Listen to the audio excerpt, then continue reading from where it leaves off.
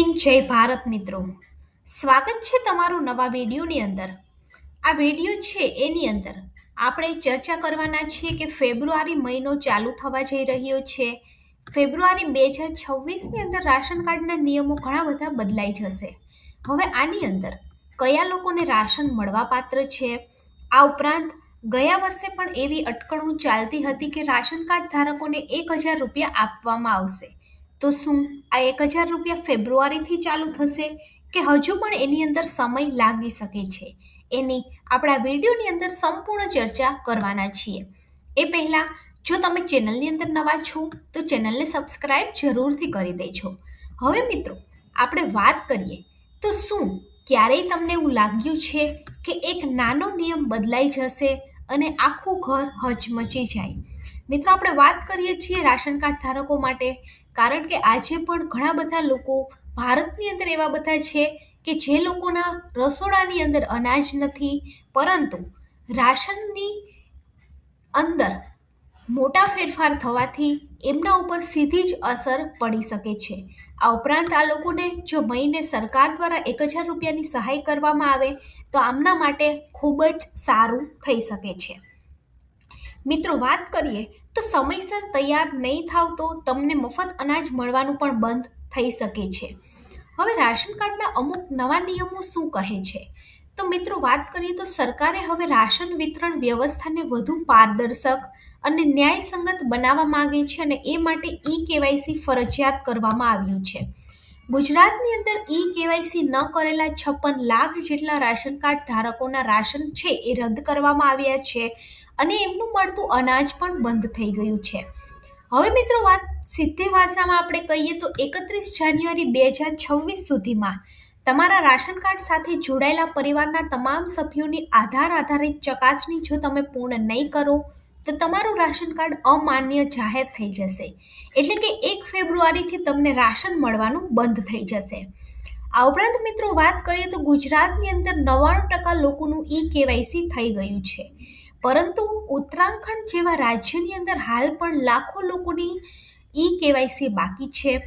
આ માત્ર આંકડો નથી પરંતુ ચેતવણી છે, કારણ કે આવી સ્થિતિની અંદર પરિવાર જોખમની અંદર આવી શકે છે અને એમનું રાશન કાર્ડ અને રાશન બધું જ બંધ થઈ શકે છે.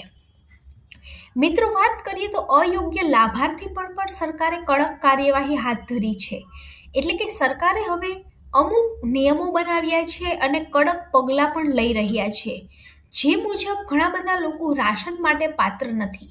નવા મુજબ આપણે વાત કરીએ તો જે લોકો સરકારી નોકરીની અંદર રહેલા છે, જેમની પાસે 2 એકર કરતાં વધારે જમીન છે, જેમના જે ઘર છે પાકા છે, 4 પૈડાવાળા વાહન જેમની પાસે છે, નિર્ધારિત મર્યાદાથી વધુ જેમની વાર્ષિક આવક છે, એટલે કે પરિવારની વાર્ષિક આવક માસિક આવક 15,000થી વધુ છે, એ લોકોના પણ રાશન કાર્ડ રદ કરવામાં આવ્યા છે. આ ઉપરાંત મિત્રો વાત કરીએ તો ગુજરાતની અંદર 56 લાખ રાશન કાર્ડ રદ કર્યા છે. એવી જ રીતે ઉત્તરાખંડની અંદર 5,000 જેટલા રાશન કાર્ડ રદ કરવામાં આવ્યા છે. સરકારે હવે રાશન કાર્ડ જે છે એને આધાર કાર્ડની સાથે લિંક કરી દીધું છે. આપણા બધા જ ડોક્યુમેન્ટ્સ, પેન કાર્ડ હોય, બેંક અકાઉન્ટ હોય કે પાસપોર્ટ હોય, કોઈ પણ આપણા ડોક્યુમેન્ટ્સને અત્યારે આધાર કાર્ડની સાથે લિંક કરવામાં આવ્યું છે અને જેનાથી સરકારને આપણી બધી જ માહિતી મળી જાય છે.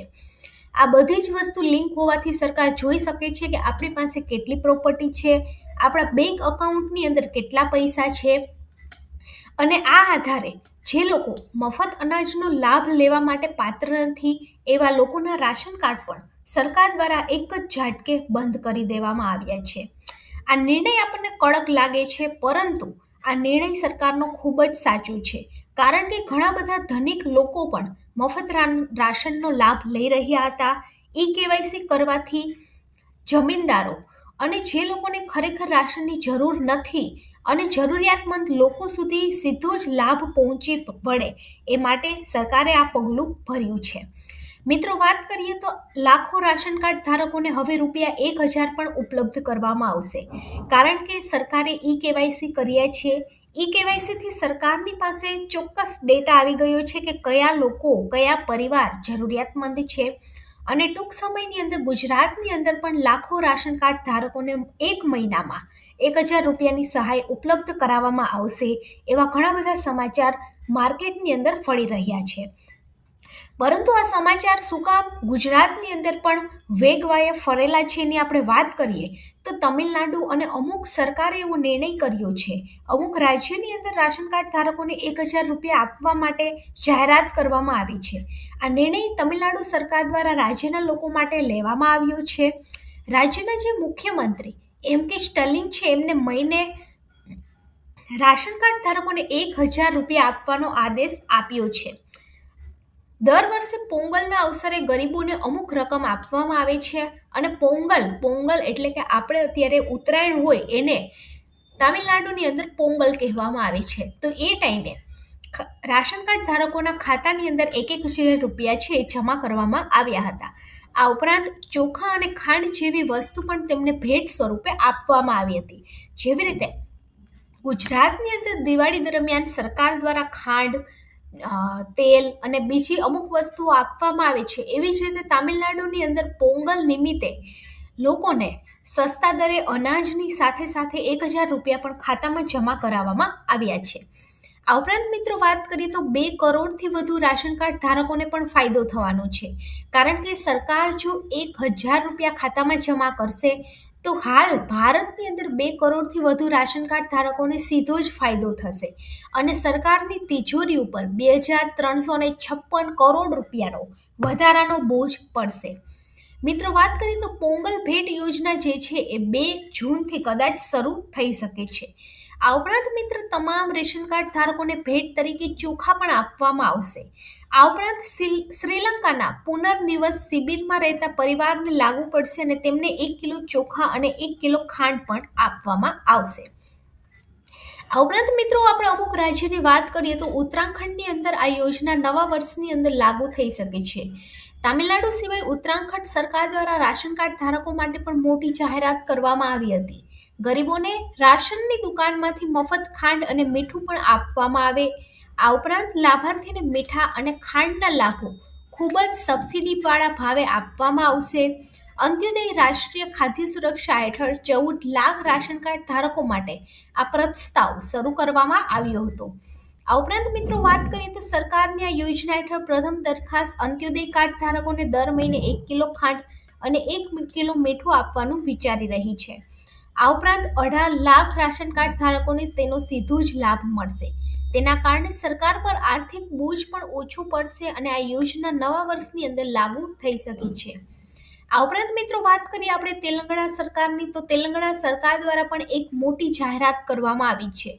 કેન્દ્રની અંદર વડાપ્રધાન નરેન્દ્ર મોદીના આગેવાની હેઠળ સરકારે રાષ્ટ્રીય ખાદ્ય સુરક્ષા કાયદા હેઠળ ગરીબોને મફત અનાજની યોજના લંબાવવાની જાહેરાત કરી છે.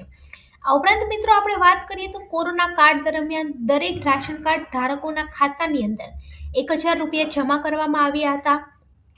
બીજી તરફ આપણે વાત કરીએ તો આવક મર્યાદાની અંદર પણ હવે વધારો કરવામાં આવ્યો છે.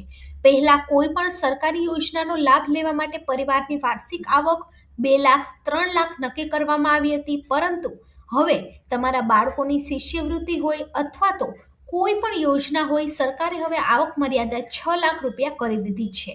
6 લાખ વર્ષની આવક ધરાવતો પરિવાર ગરીબ કેટેગરીની અંદર આવે છે અને 90 લાખ પરિવારને 2.83 કરોડ લોકોને આવરી લેવાથી વધુ રાશન યોજનાની અંદર ઉમેરવામાં આવશે. આ ઉપરાંત મિત્રો આપણે વાત કરીએ તો ઘણા બધા લોકોનું રાશન કાર્ડ છે એ ખરેખર BPL હોવું જોઈએ અથવા તો APL છે પણ એમને બીજાની અંદર કન્વર્ટ કરવું છે. તો રાશન કાર્ડની અંદર અપડેટ માટે લાભાર્થીએ નજીકની રાશન દુકાન, તાલુકા પુરવઠા કચેરી અથવા તો રાજ્ય સરકારના સત્તાવાર પોર્ટલનો ઉપયોગ કરી શકે છે. આ ઉપરાંત આધાર કાર્ડ, પરિવારના સભ્યના દસ્તાવેજ અને આવક સંબંધિત વિગત સાથે તમે તમારું જે રાશન કાર્ડ છે એને APLમાંથી BPLમાં અથવા તો અંત્યોદય અન્ય યોજનાના કાર્ડની અંદર કન્વર્ટ કરાવી શકો છો. આ ઉપરાંત રેશન કાર્ડની અંદર તમારા લાભાર્થીની યાદી તમારે ઘરે બેઠા કેવી રીતે ચેક કરવી? તો સૌથી પહેલાં તો તમારે માય રેશન એપ્લિકેશન ઉપર જવાનું છે. આ એપની મદદથી તમે તમારા પરિવારના સભ્યોની સંપૂર્ણ વિગત જોઈ શકો છો. તમને મળવાપાત્ર જથ્થો કેટલો છે, તમારા 6 મહિનાના કેટલા વ્યવહારો છે અને તમારા કેવાયસીની સ્થિતિ, આ બધી જ વિગતો તમે માય રેશન એપ્લિકેશન પરથી જઈ શકો છો. મિત્રો, વાત કરીએ તો પહેલા કોઈ પણ વ્યક્તિ મહારાષ્ટ્રની અંદર રહેતું હતું અને ત્યારબાદ એ ગુજરાતની અંદર આવતા હતા તો એમના રાશન કાર્ડની અંદર મળતી વસ્તુઓ બંધ થઈ ગઈ હતી. પરંતુ હવે સરકારે વન રેશન અને વન નેશન પોલિસી બહાર પાડી છે કે તમે ભારતના કોઈ પણ રાજ્યની અંદર જાઓ પરંતુ તમને મફત રાશનનો લાભ મળતો રહેશે. તો આવી રીતે વન નેશન વન રેશન અંતર્ગત કોઈ પણ વ્યક્તિને કોઈ પણ જગ્યાએથી મફત અનાજનો લાભ લઈ શકે છે. પરંતુ આની અંદર મહારાષ્ટ્રની અંદરથી આવેલા લોકોને ગુજરાતની અંદર મળવાપાત્ર જે લાભ હશે એ જ મળશે. તો આ તો આજની સૌથી મહત્વપૂર્ણ માહિતી. જો વિડીયો સારો લાગે તો વિડીયોને લાઈક કરી દેજો અને આપણી ચેનલ ગવર્મેન્ટ સાથીને સબસ્ક્રાઇબ જરૂરથી કરી દેજો.